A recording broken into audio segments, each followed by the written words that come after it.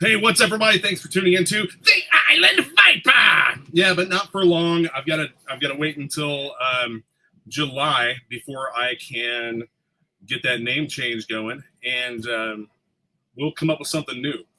But let's see. I am here live for the Toy Talk live stream on Sunday. We do this, try to do this about every Sunday. Let's bring out Mr. David T. Allen. How are you today, sir? Oh, I'm doing great. Thank you for having me as usual. And Mr. Dan Thompson, how are you, sir? I'm doing great. How are you guys? Wonderful. Hope everybody had a great Mother's Day last weekend. Yeah, you know what? It was pretty good, man. I had a good time with my wife and my kid, and didn't really do a whole lot. My daughter made a Mother's Day card for my wife, and my third wedding anniversary is coming up on the 20th. Ooh, so, you know what? Mine's the 22nd. Oh, yeah? Nice. Yeah. My wife and I have been together so long. Some people get out of prison quicker, and sometimes people get out of Congress quicker. But, you know. David, how long have you been married?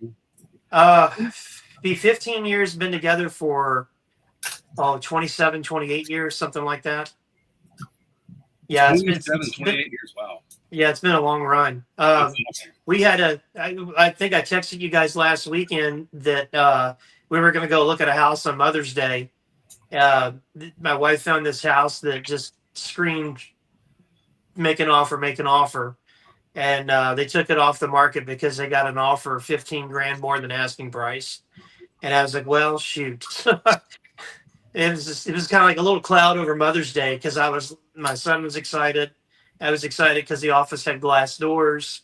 The whole basement situation I was mapping out, and it didn't happen for us. I'm sorry about that, Dan. That stinks. Yeah. There's other deals. You know, we might eventually move out of state too. Who knows? So it would have been buy it and then turn around and sell it again, sort of thing. What state do you want to move to, Dan? I am starting a tour of states starting in about 2 weeks. We're going to Florida for 2 weeks. And then Texas is David's like, hey, vote for me, vote for Florida. You better make Florida pop for us, baby. I'm telling you, if we go down there, it's got to pop. There's a lot of cool stuff to do here that people don't realize. Not only do we have beaches like all around us on every side of the state, beautiful beaches, by the way. We have a lot of attractions. If you like Cape Canaveral, if you like a lot of state parks and different things to do, tons of that. Historical, we got St. Augustine, we got De Leon Springs, we got Miami, we got Key West, a lot of history in this state, some beautiful places to live, Naples, Sarasota, Clearwater. I want to go to the Florida Keys, and I want to go off-road trail riding or to a Jeep Beach event. That'd be fun. There's a lot. Texas, and the Carolinas are also on that list too. So we'll see. And give a shout out. Last night, my son got baptized, first communion, and his first date at 8 years old. Congratulations to him. Congratulations. Yeah, it was an awesome night. We were very, very blessed, and it was just a fun night. Good. I remember mine. I remember my baptism and first communion and all that. It was interesting. Yeah, he was all nervous and stuff, and we got him a little suit, and he looked like $1 million, and he killed it. He crushed it. It was great. That's cool. I was real proud of it. Yeah, once he got going, he was hamming it up pretty good. It's like, okay, turn that smile down, buddy. He's all like, he's gonna be a player like you, right, Dan? Yeah. Well, if he watches this, he's gonna get so mad at me. Because they're actually hanging out today. It's a little girl that my wife and this lady, my wife, are best friends, and they had their daughter about 10 days before our son was born. So they've known each other their whole life, pretty much. Yeah. And it's one of those things that I can see the future with it. And I'm like, yeah, they're gonna be hanging out quite a bit, probably. Like, what are you doing? I don't know. You want to come over and watch a movie? Yeah. Hey, Dad, can you take Mom out to eat? Sure. Maybe. Just stay out of the collectible room, okay? Right, right. Come on, Dad. That's where we wanted to go. Like, what? You go where and do what? No, done. You know. Uh, But no, it was a fun night last night, and it's very, very cool. And the weather's beautiful too right now. So encourage everybody to get out and take a walk. You know, read your Energon comics and then go take a walk. You know, Yeah, I've been out most of the day trying to get stuff going for my pool. I had to buy a new pump set up. Not fun, but whatever. everybody that owns pools hates owning a pool. I don't hate owning a pool because I enjoy getting in it. I like owning a pool or a hot tub or whatever, but the maintenance bothers me because it's hard to keep it correct, like the pee levels and all that. You gotta stay on top of it. That's the only drawback to it. You gotta stay on top of it, and I feel like I work all week for a few days off so that I can work at home, and like I just don't get time to really relax and just not do anything. I would like just a day where I don't have to do anything. But I had a couple of days off from work in a row, and I was just like, somehow I was still doing work from home. I don't know, Dan. I'm not sure if what you do is work. Owning a comic store, I'm sure you have to pay the bills, but I wouldn't consider that work because I love comics and I would just live there all day long. I've done that, but it is a lot of work. It is a lot of work. But we have the work side of it that really makes it that way, though. Yeah, I mean, it's like, just haggle with a lot of people. That's the worst part, haggling, right? Well, it's really weird because like this past Wednesday, like started out really great, and Wednesday's a new release day, and then like I just at some point in the day, people were coming in just be like, "Why is your door open?" I'm like, "Because it's a nice day. Why would it not be open?" Right. Like, well, you want fresh air? I'm like, well, yeah. You know, why wouldn't you? Then people arguing with me about comics they haven't even read yet, how horrible they are, and I'm like, have you read it? No. Well, how did you know? Well, I read the solicits. Then I had one guy come in wearing a mask. I was like, are you not feeling good? He's like, oh, I got COVID. And I'm like, why are you here? Like, go home. Like, why are you here if you've got COVID? Yeah, like, please go home. I don't want to get sick and miss my son's baptism. Exactly. You know? Yeah. And I can be a bit of a germaphobe, so it like sets that like trigger off in me where I'm just like, I mean, I like washed my hands so much the other day after that guy left. I'm wiping stuff down. I barely have skin. And then like the next day I'm off and I go go out to this place called the Toy Mall. Terry, I think you know what I'm talking about. Yeah, I've been there. I went out there. It'd been about a month. I went out there and then I hit the 7 Brews on the way back and get this drink that's not on my diet that I'm on right now. And the girl's like, how's your day going? I was like, oh, it's going pretty good. I'm down about 12 pounds. I've got the day off, got tomorrow off. How about your day? And she goes, oh, today's my first day back. And I'm like, oh, that's cool. Were you on vacation? No, I was sick with a stomach bug. And I'm like, what the hell, man? I got a guy with COVID coming in. Now this girl's giving me my drink. She's got a stomach bug. I'm like, ah. I was like, don't be a germaphobe. Don't be a germaphobe. Just chill, you know? But it worked out. We're everybody's alive and had a good time last night. So, you know, mission accomplished. Hey, Lone Dragon. Nice to see you again. So, yes, this is another doll collector club. And they're called action figures, not dolls. they're dolls. Shout out to Kirk Bazingian. I don't know, man. I've got a few dolls that I bought for Ivy. I got a gem doll back here somewhere. Well, I was about to say, I told David I'm very tempted to go get that gem doll just because it's the 80s. It's very easy to get at Walmart. They have them, plenty of them. Dude, I want them to make 1/12 scale gem figures to go with that Cold Slither set. Like, I want that so bad. Oh, I'm not gonna lie. If they made the Misfits, I'd get it in a heart. I'd get them in a heartbeat. I think they're gonna do more. They're just trying to see how this first one does. Now we just added Samantha Newark to Joe Fest this year. So if you come to Joe Fest, Dan, you can get a gem doll signed by her. Now that's cool. Yeah, that'd be pretty neat. I'm not going to be able to make it to Joe Fest this year. I would like to go. We are we're going to be in Florida for the first 2 weeks of June. It is going to be an absolute extravaganza. If you've been keeping up with the announcements, I don't want to come on here and pitch stuff, but there is a lineup of guests that you will not believe. It's always a great show. And I was trying to think, like, could we stretch our vacation a third week?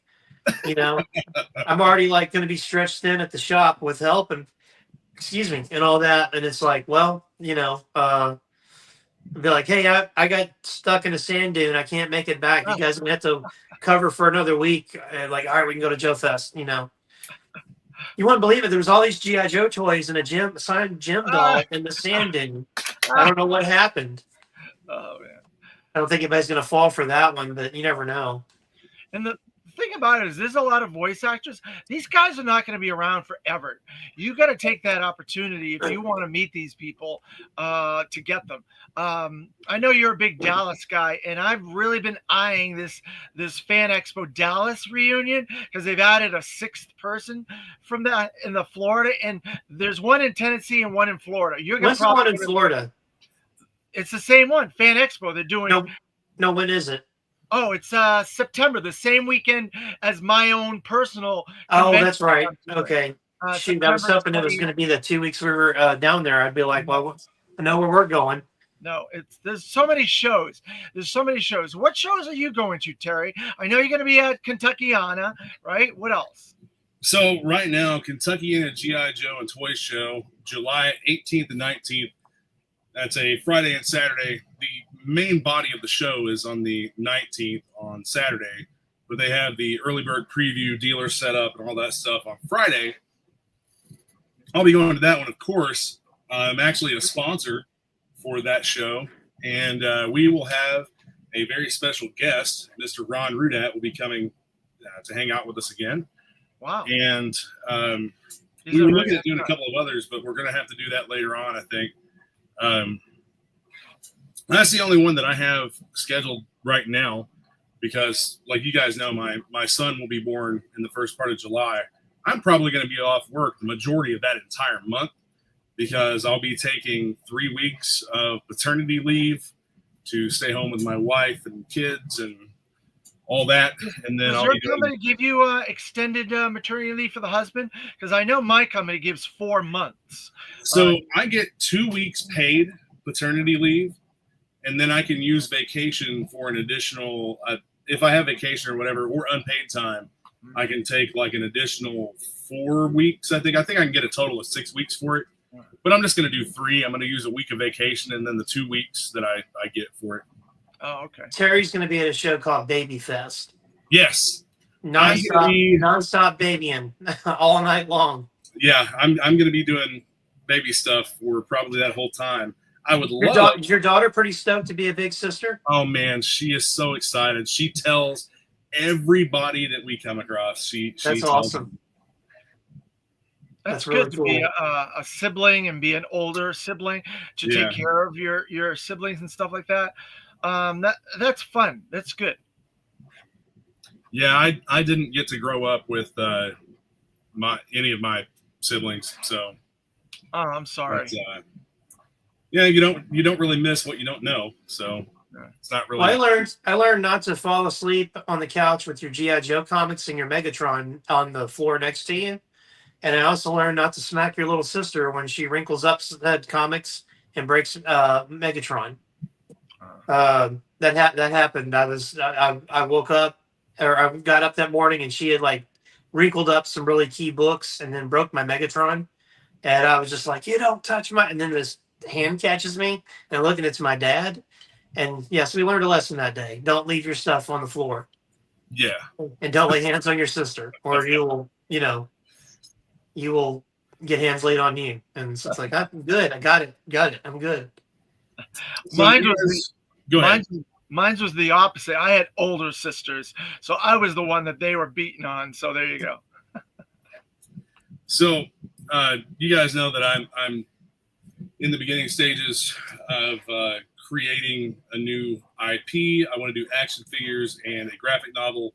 Mr. Dan Thompson here is going to be helping me out with that graphic novel. He's going to be doing the writing aspect of it. I have another friend working on some artwork and stuff, and we're going to make this happen one way or another. I wanted to produce the toys in the United States as kind of a selling point to push the line, made in the USA. But that is possible. It's feasible to do. But one of the things that I've ran into is a lot of these companies that I've talked to, they don't have the capability to do paint apps. They would have to outsource that to another company. The company that I met with Friday, they were very open to the idea, excited to take a look at it, work on it, quote it. They want to make the molds in China, have them shipped here, and then run all of the production here in the U.S. So it is possible. It's feasible. Price point for doing it in that method is also pretty good and would work out to being affordable to the end user, to the people buying it. But another friend of mine has offered to also quote the project, and we may end up going ahead and having him be the project manager for it. He's been the project manager for numerous other Kickstarters, projects, indie toy lines. He has about a 20-year plus track record of making toys, and he's been with the factory that he's using for 17 years. I think 17 years. And he makes a lot of really cool stuff. So he's offered to help me. He's offered to help us and make that project a reality. I don't know that producing parts here in the U.S. and then painting them by hand on our own would be a feasible task. I think that might be taking on more than what we can handle, unless I could dedicate a solid amount of time to that. I don't want it to drag out forever. Yeah, that'd be very time consuming. Right. And especially consistency between parts and figures and stuff, getting paint apps right. So they can be made in the U.S., but I'm just not 100% sure if that's the route that I want to go. It's honestly sounding like a pretty good deal to let my friend handle it as the project manager when we're ready and go from there. But when we get things hashed out, we're going to start working on character design and figure design. Character design is actually happening right now. Some of it. Figure design will be starting in sometime, I think, in July. And once we get the character designs done for a set of figures for the Kickstarter, we'll have 3D printed, hand painted samples made and be able to show those off and have a good solid footing for everything before we actually launch the Kickstarter. When we launch this Kickstarter, like you and I talked about, Dan, we want to have something solid in hand to show people and show that we're actually doing something and make this flow as easily as possible. So it's going to happen. The route that it takes is the unknown. So I'm pretty excited about it, and I can't wait to start talking about it. Once we get it a little bit more solidified, we'll have a landing page that people can go to and sign up on. Yes. So that you'll get weekly, bi-weekly updates on the project, and then when we're getting ready to launch the Kickstarter, and then that way, hey, we're getting ready to launch. We're launching Tuesday, sort of thing. Yeah. And people can okay, let's get to it and let's tell your friends. We might have a reward system, for referrals and stuff like that. So just keep that in mind. We're not making cops and crooks. That Big Bad Toy Store is doing that, by the way. Are they? The Big Bad, what is it called? Big Bad Cops and Crooks? Big Bad Toy Store? What's their toy manufacturer? Big Bad Creations? Big Bad Creations. That's what it is. Yeah, they are making cops. They showed off. Cool. They showed off Bulletproof last year during Joe Fest on a panel that they had. And they got lots of stuff they're making. They do a lot of stuff. They're going to be at Joe Fest again this year, so I'm curious to see if they have Bulletproof at the show because I'll probably buy that. Man, Cops was a cool toy line. It was came out when I was kind of getting out of toys. That my little brother had some of those, and I would just look at them and like, man, these are very cool. Oh yeah, You Cops know, is a great line, and it is connected to GI Joe tangentially. It is in Yep. the GI Joe world because I think it's one of the dog handler is the son of Beachhead. I think. It's not that. It's not that guy. It's he was like in a wave, one of the later waves. Bowser.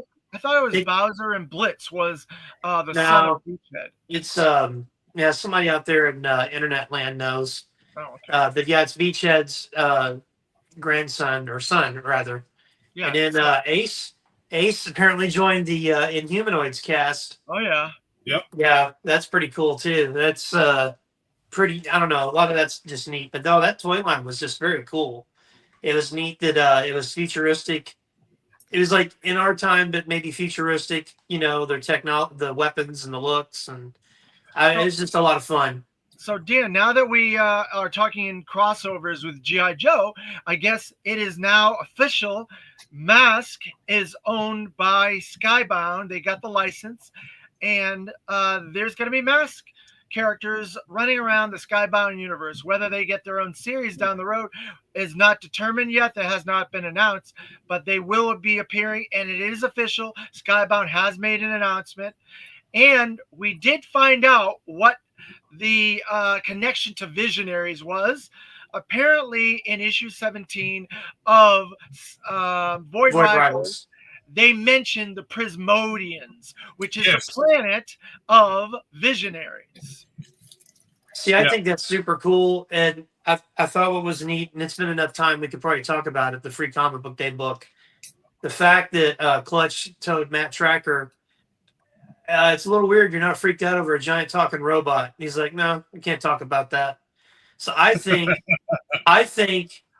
and this is just my guess, the writer and me thinking this, that I think the way we're going to get the masked vehicles might be dead Cybertronians, or controlled Cybertronians, something like that. Yeah, dude, I could see that. Because then I wonder too, like maybe the masks that they wear will have personalities, or the vehicles will have personalities. That well, I can't say it's like Blue Streak. I can't transform anymore except into a boat, or something. But I can still run my mouth, or and that would be very, very interesting and very, very different from what they've done in the past. Oh yeah, because Skybound is definitely edgier. So the things they're gonna do are gonna be a lot edgier and more grounded. How this all comes about. It's going to be very interesting. I have to repeat what you said. Very interesting. If you come into my shop, I probably sound like a paid shill for Skybound. We probably need to have a Robert Kirkman statue. The stuff that they're making is awesome, though. I mean, it's incredible. It's brought people back to the shops. Oh yeah, dude. I'm thinking about. I think I might start reading Battle Beast. I haven't picked. Yeah, we sold quite a few of those. I picked one up, and admittedly I've never read Invincible, and that's a series I'm going to go back and read. But I was like, this Battle Beast looks really cool, and I grabbed one. I haven't read it yet, but it looks cool. I don't know if you can see this very well or not, but Transformers number 20 is the number one bestseller right now. I believe it. With what's the name on the cover? Megatron and Starscream. Yeah, they're fighting, right? Yeah, that's an incredible issue too, and what's gearing up for is going to be amazing. For some weird reason, my official Skybound Energon Universe special that I ordered through Skybound got canceled through my LCS. Did that happen to you guys? The actual Skybound version of it, not the Free Comic Book Day version, the actual one that you can pay for as a comic through Skybound. Did they get canceled? Do you still need one? Well, yeah, because mine was canceled. I have the free one. I got the free. Message me on Tuesday morning. But for some reason, my other one got canceled. I don't know why. Yeah, send me a message on Tuesday morning, and I'll have one go out in our weekly shipment to you. Oh, great. That's a whole thing right now. So the whole alliance situation with Diamond. So that is not happening. Diamond is officially going bankrupt. So Titan has gone to Luna. I think Dynamite has gone to Penguin, or yeah, Dynamite has gone to Penguin, Random House. A bunch of the other ones are scattering, and they're going Kickstarter, this, that, the other. So Diamond is officially finished. Well, it's long overdue. They've been a horrible company since I've owned my store. I mean, 18 years, I've never had a perfect week with them. Where I have Lunar, I get perfect weeks every week. And Penguin Random House is a little rough on the books, but they've been getting better and better. And I think last week we actually had a perfect week with them. I mean, I'm talking like no damages, no shortages. Oh, But wow. like I would consider a perfect week if I have like I order 80 copies of Batman and one's got a bent corner. Okay, I'd still consider that perfect, a perfect week. Right. But like with Diamond, it would be like 80 copies of Batman look like they got in a fight with Brock Lesnar and then put in a box. And then they tell you, oh, you can still read it though. And I'm like, That sucks, man. I don't understand how companies can justify sending you damaged product or sending you product in a way that can be damaged when you're trying to sell it. but here's the crazy thing: they have to they resend it, and think of all the money they spend, all the money they lose, all the money in shipping.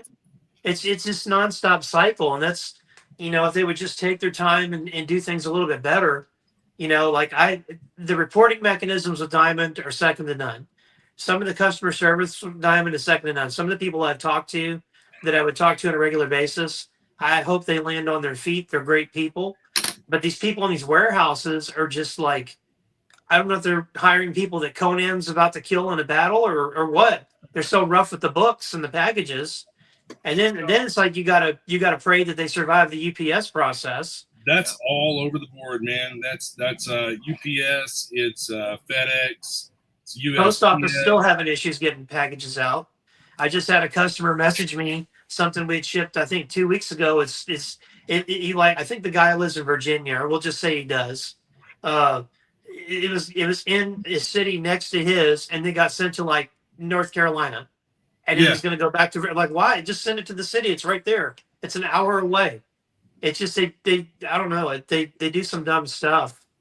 The way they bounce stuff around all the time, man, that makes no sense to me. It's just it's weird. But that's going to affect the entire comic book industry. There are going to be reverberations from this event for years to come. I don't know how the industry is going to bounce back, but we'll see. It seems like every 20 years is a big shakeup in the industry. There was in the 70s with the direct market. There was in the late 90s with Marvel going bankrupt and a bunch of distribution companies going out of business. And now again with Diamond going out of business. Well, I don't think it's going to have that big of an impact, because already with Lunar, we were getting DC Comics and Image Comics, and then something like Mad Cave, and it was cheaper. Even though I still got to pay shipping, the discount was better, so it's cheaper to get the books from them than Diamond. And then with Penguin Random House, it's free shipping. You can order. So, and we were already getting the only things that shops still had to get directly from Diamond was Titan and Dynamite. Everything else we've been getting from other companies, and it's just fine. Because I think the industry I think it hit the floor a while back, and it's kind of bounced back up. And I think the life that it has left in it is not to sound like a paid shill, because I'm not, and just because he's from Kentucky, I'm not saying this. The Robert Kirkman and Skybound, I mean, they, no pun intended, energized the comic book industry with the Energon universe. And then you have Jonathan Hickman doing Ultimate Spider-Man.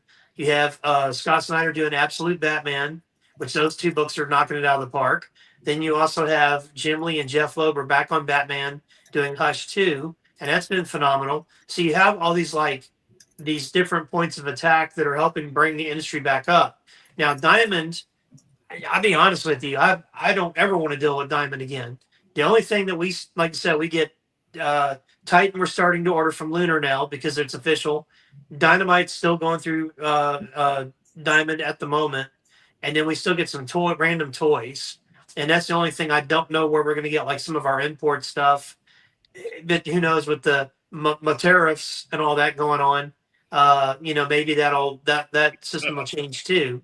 But, the tariffs have only been in effect for 2.5 weeks. And kind of got paused and stopped. There's a lot of misinformation on the tariffs that I've realized. I've been really paying attention to this.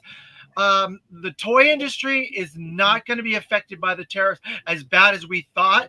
There's been news and there's been reports about this, and the comic industry is not affected at all. Yeah, periodicals are not affected. So the toy industry, which a lot of us have talked about, there's a lot of funny stuff going on, but it's not going to hit us that bad. So we need to calm down, all of us toy YouTube people out there in the world. We need to calm down. Like we've been saying on the show for the last 2 months, we've been saying calm down, be patient, and that's what's going to happen. So I think we'll be all right. But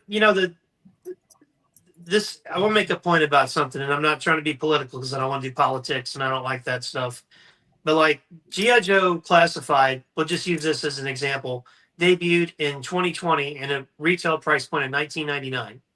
Okay, who was president back then? Just you don't have to say it out loud, but you know who was. And then from 21 to January 25, there was another guy that was president. From 21 to 23, the price of G.I. Joe Classifieds went from $20 to $25.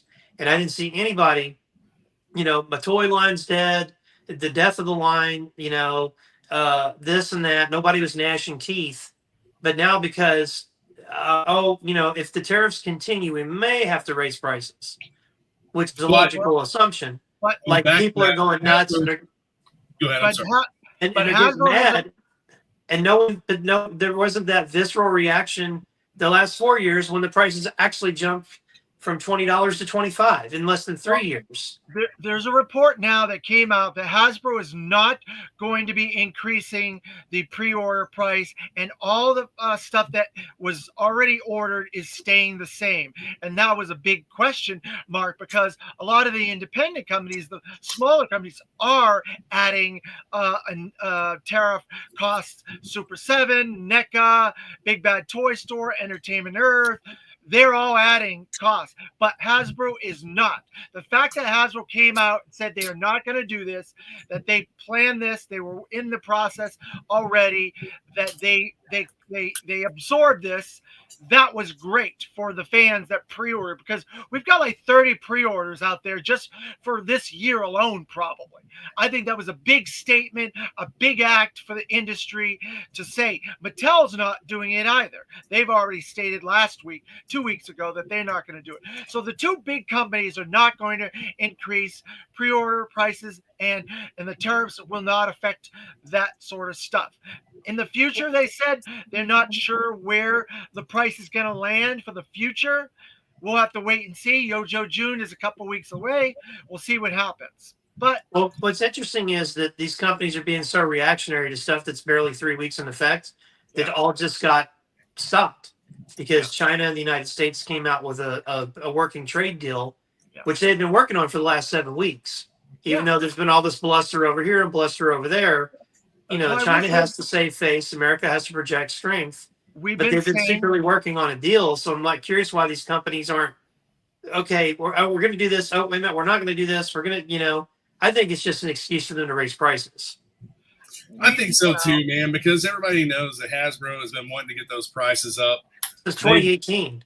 Yeah, they've been saying that they wanted to get prices up for a little while, and I think that this is going to be an excuse for a lot of people to do it. I was told by one of my vendors, and I won't say which one because I don't want to get their access messed up, but in 2018, I was told that the stated goal was for all 6-inch action figures, and at the time it was Marvel Legends and Star Wars Black Series, and I can't remember if they had Power Rangers back then, but the stated goal. The stated goal was they wanted all 6-inch action figures to be $30. Because they saw people they saw people supposedly spending money on $55 Super 7 Ultimates, which I don't know many people that do buy those. And then they saw people buying Mafex and people buying this, and they kind of equated their 6-inch line to that higher end stuff. Yeah, but the thing is, dude, like their 6-inch line does not compete with Mafex. I agree, 100%. I don't think they understand that, though. They don't. They're like just cranking out a mass-produced figure for kids or whatever. And I was reconnected with said vendor last week about some orders, And we kind of talked about this, and he said, "Well, yeah, I told you in 2018 they wanted to raise the price." He goes, "If they had their way, they would do away with 6-inch action figures." I was like, "Why?" It's because they don't want to do toys. They keep saying they want to get away from toys. Although it's very weird as a stockholder that a CEO says we're moving away from toys, but I really like them to build a USS Flag. Hey, we're moving away from toys, but we just signed a license with Marvel and DC, or Marvel and or Disney again for Star Wars and Marvel. It's like, so are you making toys or not making toys? You know? Yeah. Or make whatever makes money, man. Yeah, and I'm fine with, like, if they want to try to do different things, but you're a toy company. You know, it just, as long as Kraft Cheese is making Kraft cheese and not like tractor tires is their focus or something, that would be, you know, it just, I don't know, it's weird. Like, we're gonna do video games and get away from toys, although we just did this big licensing deal. Speaking of video games, have you guys seen the preview for the Snake Eyes AAA single shooter game? Looks really, really cool. Very like dark and very gritty. We've been waiting on news for that game for a while. I got a problem with it, dude. So the Operation Blackout game sucked. It was terrible controls and a third-person shooter. I wouldn't mind a third-person shooter, but you can't, in my opinion, have a fast-paced game that is a third-person shooter like that without having better controls. And those controls sucked. Did you get Wrath of Cobra? Yeah, I never could play it. Like, I have a Mac, and nothing is compatible as far as that game. Like, I bought the game. I paid for it and couldn't play it because that game's not compatible. It's on PlayStation, I believe, now, and it's on Switch and a few other things now. Yeah, I can't find it. I'm not buying a new game system just to play one game, though. Well, David, will you send me a link? Find Wrath of Cobra. I'm having a hard time finding it because I don't like playing games on a computer. I prefer a console, but I'm having a hard time finding Wrath of Cobra. David, if you don't mind, when you get a free time, will you send me a link to that Snake Eyes game? Because I don't think I've seen it yet. Oh, I heard somebody mention something about it, but I hadn't been able to see anything yet. Did I send you the link, Terry, in this chat? You may have. Let me see if I can find it, and I'll pull it up. Because if this game's cool, that might mean I don't do any productive work anymore for the next 2 years. So just saying. Better. Oh, well, except Terry's book. Except Terry's book. Exactly, right? I'll tell you this. Brandon Jura, who is a through and through G.I. Joe fan, he wrote Devil's Due comics. He's a huge person in the community. He has been a writer on this game. And so... Oh, that's cool. Brandon's a good guy. And it's in-house. It's a Hasbro created video game. So, and they've been working on it for at least 4 years, to my knowledge. And it's at a studio in North Carolina, I believe. I don't know what the name of it is, but it looks really, really gritty and very down to earth. Snake Eyes is a lot more tactical and much more like military looking and stuff. It looks good. I think so. All right. Can you guys see all that? Okay. Yeah.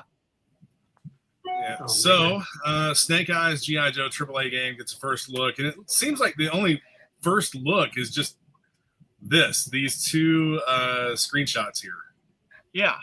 Sneak peek at the in-game Snake Eyes character model for the AAA G.I. Joe game, centered on Snake Eyes in development at Atomic Arcade. Under Wizards of the Coast, the studio is helmed by ex-developers from Eidos, Epic, Bethesda, Warner Brothers, Marvel, and others. I mean, if they really do go all in on this and make a kick-ass game, I'll buy it. Oh yeah, I will too. But yeah, you already know. My fear is that it'll be just another junk game that they've put out to kind of fill space and grab cash. Well, I don't think it's gonna be like that, Terry. I honestly don't. You got to think too, though, that their CEO came out and said they want to focus on video games.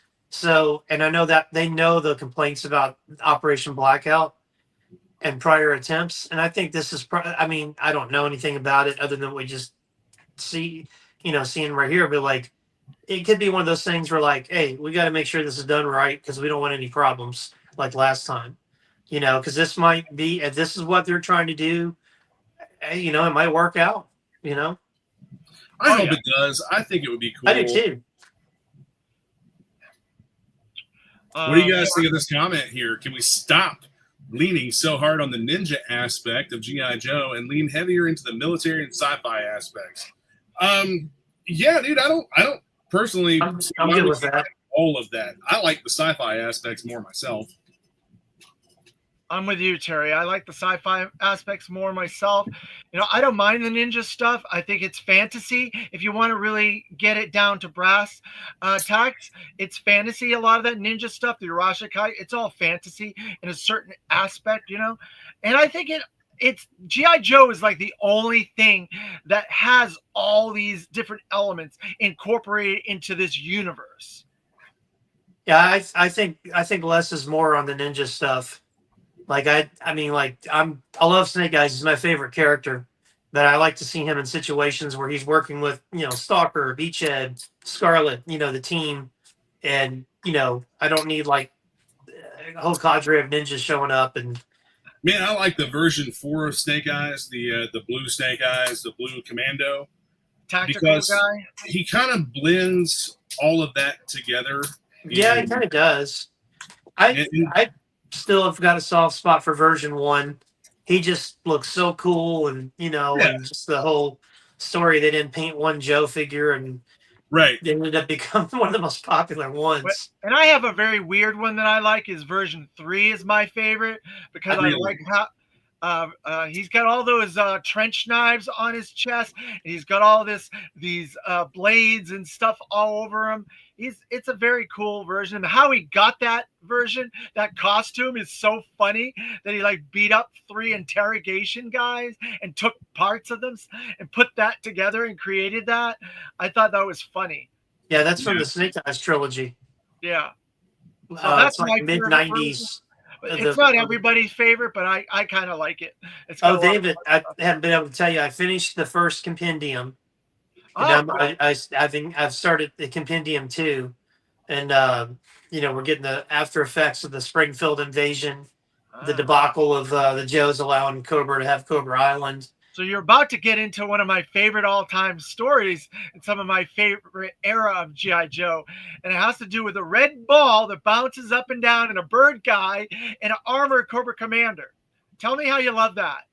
Oh, I mean, I liked him when I was a kid.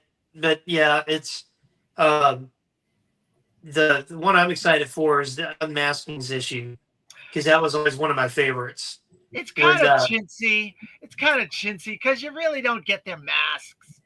That's true, but it's just still neat to see like it wasn't Hawk and like an admiral and 3 generals defend the pit, and then like Lady J and Flint get in an argument, and then like he kills like a bunch of a whole group of Cobra Ills by himself, and then they're trying to like get the rally what's left of the Joe team, and and then they get reinstated, and that's just such cool stuff. There's a character, one of those generals. His name is Hollingsworth. Yep, we're making that character. This is a little inside baseball here, but our leader of our adventure team. This is a sneak peek, people, into what we're doing and how we're connecting this to the overall G.I. Joe universe. But that character is going to be our commander in our adventure team. So our black commander eventually becomes General Hollingsworth. Oh, that's cool. Yeah, it is. Yeah. So it's neat, there's a lot of those type of things in our adventure team series. Little weird homages that connect things. We're doing. I gotta say, dude. I mean, that sounds like a book that I'll pick up and read. I hope so. I'll download it. I'll download it and read it. Another cool thing. I was gonna say. There's like so many Kickstarters. Are you guys getting all these Kickstarters, by the way? The field guides end tonight. The Transformers ended, I think, last Tuesday. Did you get that, Dan? I did. I got it like on the last day. Okay. I did the version where they interweave the US and the UK books. Yeah, I think that was the best version, to be honest. What was that, Terry? I've got Kickstarters that I bought into a few years ago that still haven't fulfilled anything. So. Well, you're not, but you're going to get these. There's no way. Skybound delivered the G.I. Joe ones within like months. Yeah. I'm not buying. Speaking of that, and maybe I need to go back and reread it. But in Compendium #1, I don't think the G.I. Joe Yearbook #1 was in there. No, because there's no story in that. If you ordered the Kickstarter, they gave you a fast meal edition of the annual. Oh, that's right. Okay. There's no story. It's just like a collector type thing. Gotcha. But yeah, there was no story in it, so that's why it's not in there. Issue 2, there's a story. Yeah, because yearbook 2 is what I'm on right now. Oh, okay. Yeah, because I was like, wait a minute, I don't remember reading yearbook 1. So yeah, I agree with you, Terry. There are a lot of Kickstarters. I'm being very particular about which ones I'm buying, but some of these are tried and true people that have put out Kickstarters and they fulfilled it. Carson, he's fulfilled his Kickstarters. He's already done 2, and now this is his 3rd one. And I'm just saying that I've got a few Kickstarters that I bought into that I'm still waiting on stuff from them. I understand. It's hard. I'm being picky about which ones I support and everything now myself. But there's a lot going on. There's a lot of Kickstarters. I'll probably get the Action Force Volume 3, the unproduced stuff from Brian Hickey and Patty Lennon, because that's the 3rd in that series. But I didn't get the Star Wars one. But, there's a lot going on in these different Kickstarters. It's hard to get every one of them now. There's so many great ones out there. But there you go. Speaking of Kickstarter, I may have a Kickstarter announcement coming in a few weeks. Oh, yeah. Yeah. So it's not like a huge surprise. It's not like oh my God, I can't. I'll explain that when we get to it. Dan, what's the name of your comic series, your graphic novel series that you've done? The 2 volumes? Dominus. The Dominus. Yes. Okay. People in the chat might want to know because I've had people ask me. And I couldn't remember what the name of it was. Sorry. Oh no, that's no problem. Well, actually, I guess I'm going to talk about it now. If you guys don't mind. Yeah, sure. No, by all means, go ahead, please do. I'm going to do. We did it. I've done Indiegogo, and I wanted to try Kickstarter. So I'm going to do a Kickstarter for Dominus 2, which came out last year. Because we did well with it on Indiegogo, but I want to try my hand in Kickstarter because I'm working on book 3 right now, and I just came up with so funny. Terry approached me about working on his project, and I was working on mine, and I had this design issue on one of the characters I was struggling with, and then as soon as Terry's like, "Hey, I want you to write this book," the design idea just came through, and I was like, damn it. I got to hurry up and get this because Terry wants me to do that. And now if they're going to do this G.I. Joe Snake Eyes game, if it's cool, I'm not going to get any work done. But I'll still get your book done on time, Terry. Don't worry. But so I'm going to do a Kickstarter for Dominus 2, and it'll fill super quick because I already have it produced. And the idea is to increase the customer base and to raise funds for book 3. To start production on that because I'm starting pre-production now. And then I also have the first book on there too. So there'll be a package. The books are $25 a piece, but if you buy both, it's $40. And then hopefully I got to print more of them, So yeah, that's my big announcement. I just got to work out the details of it, and then when I want to launch, I don't want to launch it and then go out of town for 2 weeks, So I'm gonna. And then I also have another little small announcement that'll be coming here pretty soon. So that ties into what we're doing right now and ties into that and ties into a whole bunch of stuff. Wow. Yeah. Which you've been on me about, David. You've been on me about it, and we won't say what it is, but you've been on me about it, and we're working to get to where we can make that big announcement. Good. I'm glad. So as far as go ahead, David. I'm glad that all of us have exciting projects we're all working on, and we're trying to contribute to the community in many different ways. I think that's a positive avenue for all of us, and I encourage everybody out there to do the same thing. Keep positive and contribute to the community in a positive way and direction. Absolutely. If you have an idea, try to do something to put it out there. I mean, that's. Well, the cool thing about the times we live in now, and I think social media is like kind of death of society in some ways, but also with like YouTube and Kickstarter and with social media, you don't have to be Hasbro. You can be Terry, or you can be me, or you can be David, or anybody out there in the audience and have an idea and just have the balls to do it. Yep. And you got to be Yeah. smart about it. You got to be a smart business person too. Yeah. And, make some smart. You don't have to be the smartest guy on the block, but you just have to make good, wise decisions. Yeah. And and there's a lot of things you can learn. People take this weird, and I don't understand. Like, because I tell people all the time, I've learned a lot through failure, and I've learned a lot through some of my friends and coworkers and counterparts' failures. And failure is only really disastrous if you don't learn from it and evolve from it. Yep. And so it's one of those things. I had a really close friend that way back, actually, kind of funny you brought up Brandon Jerwa. He was the original editor on my book, my first book way back in the day. Yeah, he gave me this like super good compliment about it on the script of the first issue, because back then it was going to be a comic book miniseries.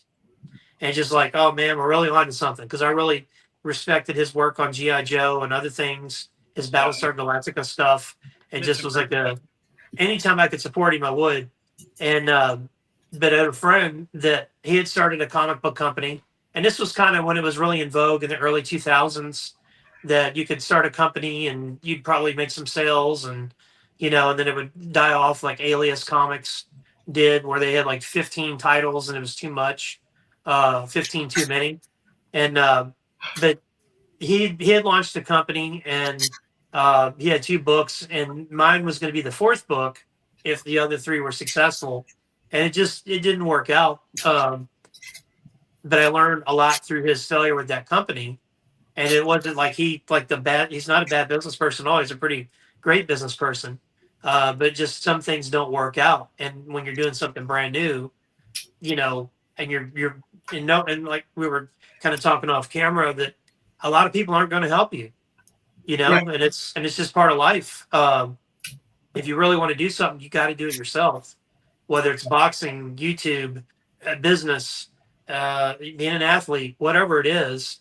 You just got to go do it, and you're going to make mistakes and you're going to make successes, but the mistakes or the failures are only catastrophic if you don't learn from it and move forward. One of the things that I've always struggled with in anything like that I wanted to do is just this terrible, terrible fear of failure, not wanting to fail by myself, not wanting to fail, period, but just having a fear of anything that I want to try failing. And that holds back so many people so much, that fear of failure. And it's held me back for a really long time. Like I never would have before. I'm not going to say that I never would have, but I probably would not have messaged you about, helping bring this idea to life for the arc. I probably, there's a lot of stuff that I wouldn't have done. The whole band thing, we did that for a long time, and I probably would have done a lot more with it if it wasn't for a fear of that leap into doing something, that leap into a project, and just being afraid that something like that would fail. And yeah, exactly. Gen X OG. It's only a failure if you don't try. I'll tell you a good book to read, and I'm reading it right now, is Your Next 5 Moves in Business. Yep. By Patrick Bet-David. And if you don't know who Patrick Bet-David is, he's a guy that immigrated to America in the late 80s, mid 80s with his family. And he's got a really interesting backstory. And he owns something called Valuetainment. He has a podcast, the Patrick Bet-David podcast. It's like 4 guys on there. And he interviews all types of people. He interviewed Kobe Bryant. Him and Kobe became friends before Kobe passed. He's interviewed Mike Tyson. He's interviewed President Trump. He's interviewed just all across sports people, mobsters, all of that. And he always has a series of questions, and it's always very business centric. And he talks in this book, and he's talked about on his show, like how he's failed and how you just got to keep moving forward. You got to be smart with your decisions. You got to have plans. You just can't because it's funny. He'll show this old picture of him where he's a Armenian, a half Syrian, half Armenian guy, and he's like, I wanted to be the half Syrian Armenian Arnold Schwarzenegger, and he's all beefy when he's like in his 20s, and he's like working at a gym, and he tells a story about it, how like but I won't get the whole story. You should read the book, but like the point of it was, don't let anybody be in charge of your future. Be in charge of your own future. Right. And it's tough. It's scary. There's a lot, and like you said, Terry, there's a lot of people that are the fear freezes them. And when you interviewed me, almost a year ago, and I told you about the history of me buying this store. I worked in the cell phone business and made a lot of money, and I mean, just a great amount of money. But like, I hated what I did. Right. We had a crooked guy that ran our market that I just only wish I could have been there back for one day when he got fired, to watch him get frog marched out of the office and just be like, told you so. But like it was just a lot of stress and a lot of anxiety and a lot of just like, they were purposely not staffing our stores. I'm in management and a trainer, but I'm like working like a sales rep. And then I get yelled at because I give all the phone contracts to the employees, which I'm supposed to. I'm like, I'm getting paid. They get paid on sales. I'm going to take the problems and solve the problems and give them the sales. Right. And it was just all this nonsense, and I couldn't do it anymore. And, there's an opportunity for me to buy that store. And that was a huge gamble. I was like, this is kind of me jumping off the ledge and hoping there's a level, that I'm going to land on. And thankfully there was.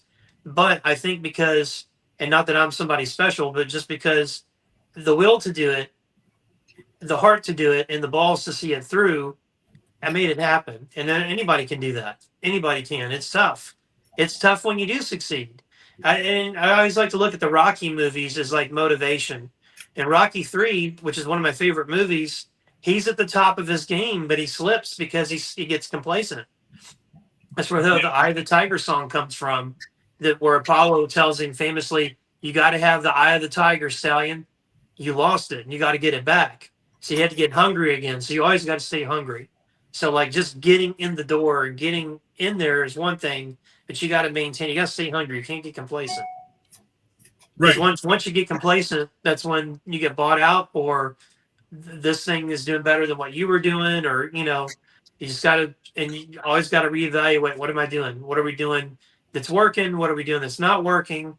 What is this guy doing that's working? How can I incorporate that and put my own spin on it? And yeah, it's just and we all go through that, Terry. It's not just you; it's everybody. Yeah, and that's the whole technology aspect of it too. The technology and stuff that we have available to us today. If the group of guys I was with, or at least a couple of them 20 years ago making music, if we would have had access to some of the stuff that there is today, we probably would have done a lot more with it, and there would have been more confidence, I think, with what we were doing. But another saying I think that comes up with stuff like this is no risk, no reward. And to me, that risk is mostly involving that fear of failure. Yep. Well, the only time failure is going to be a huge problem is if like your life's at stake, or like you're going to lose your house. Right. Oh yeah. If you're going to invest 10 grand in something, or 20 or 30 grand in something, and you lose it, that's a tough hit, but you can get that. You can make that back. You can make that back with hard work. Sometimes you got to cut the fat in your life, so to speak, or sell off stuff. I've definitely had to do that before. Oh yeah, I've like I said, maintaining. Sometimes you gotta do some sacrifice. But yeah, it's it's doing something. My dad once told me when I was getting my book put together, and he was like, you've already succeeded. And I was like, how so? He said, because a lot of people don't have the balls to do what you just did, and you did it. Right. Now, hopefully people like it, which they did. Yeah. But it's like, it's one of those things, like, just to do it, just the stuff you've been doing, Terry, that I know in the background with this project. A lot of people are scared to do that. People can't pick up the phone and call, hey, I want to make something here. What's it going to cost? Yeah. You know, it sounds ridiculous, but it's a thing, you know? Right. And, you know, one of the companies I was talking to, they quoted me way, way higher than what it should have ever been. And when I said, I believe this is more than what we wanted to take on for the budget, they never responded to me again. Oh yeah. Well, and you got to, in fairness to them, whoever that was, yeah, you got to think too. They probably get a lot of calls from people because a lot of people talk. They probably do. And you know, they should have responded back to you, but a lot of people talk, and I mean, I see it all day long sometimes with what I do. You know, and it's action is tough. You know, like this. I said last night our son got baptized. Well, I've been working on this since I think like September of last year, maybe, and just trying to coordinate with the priest and coordinate with this and coordinate with that. And he wanted to do it on Easter, and I was like, well, I don't want to do it on Easter. That's too much, you know. But I'm sitting there thinking like, oh my God, this is finally going to happen. We finally got this done, you know. And it's like, it just in something like that. I mean, it takes some effort to get stuff done.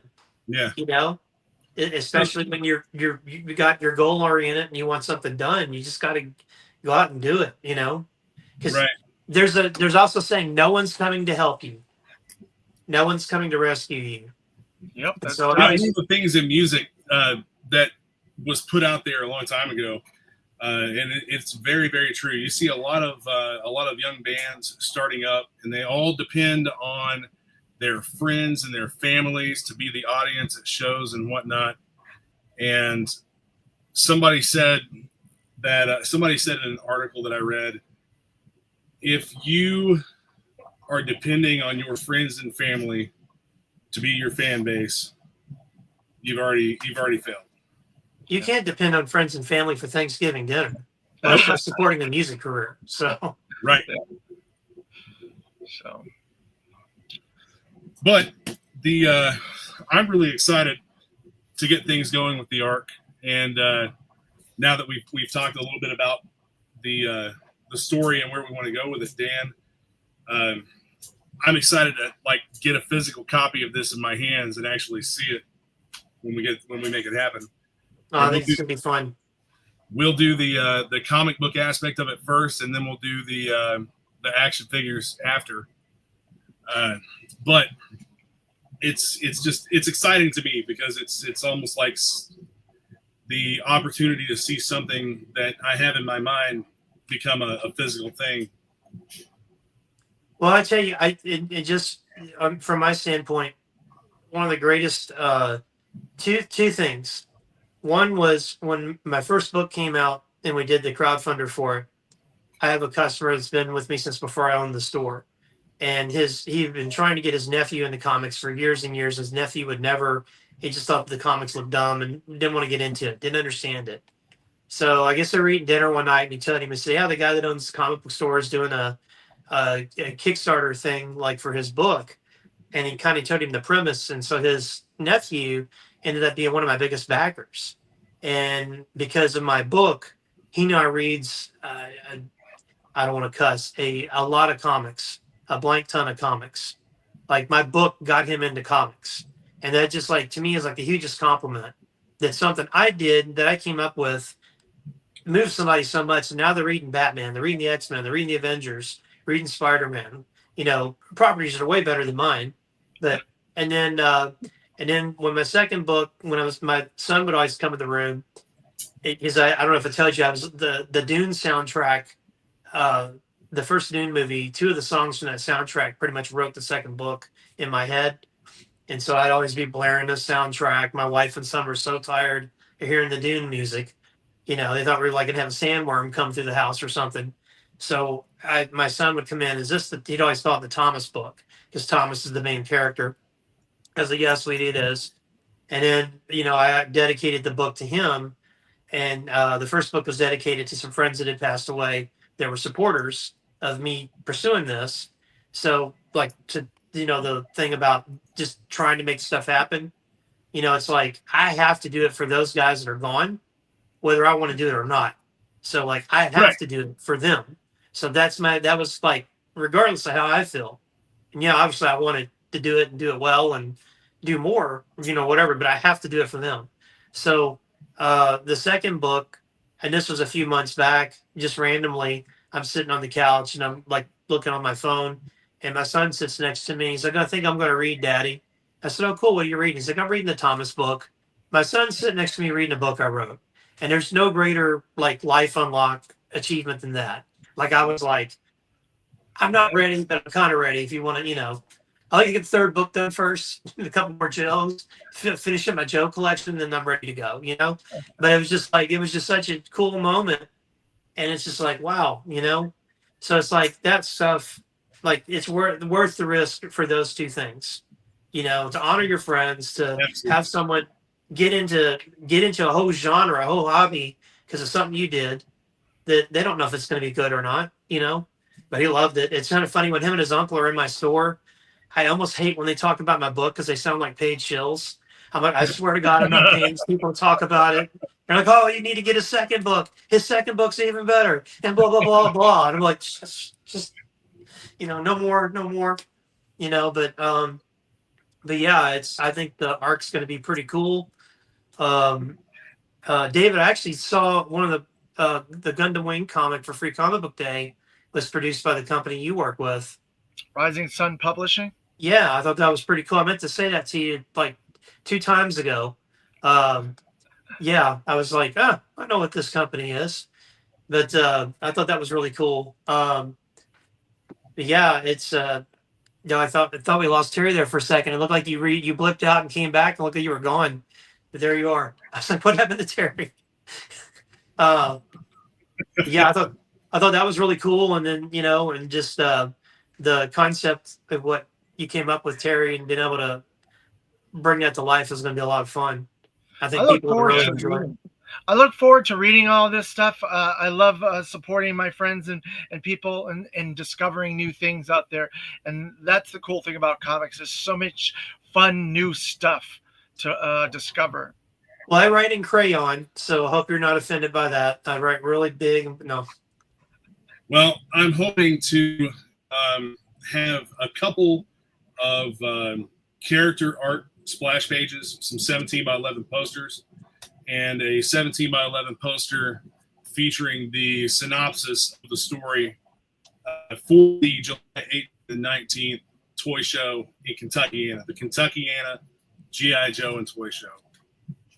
I hope to have it ready by then to present and show, like, this is what we're making. Yeah, that's not too far off, amazingly enough.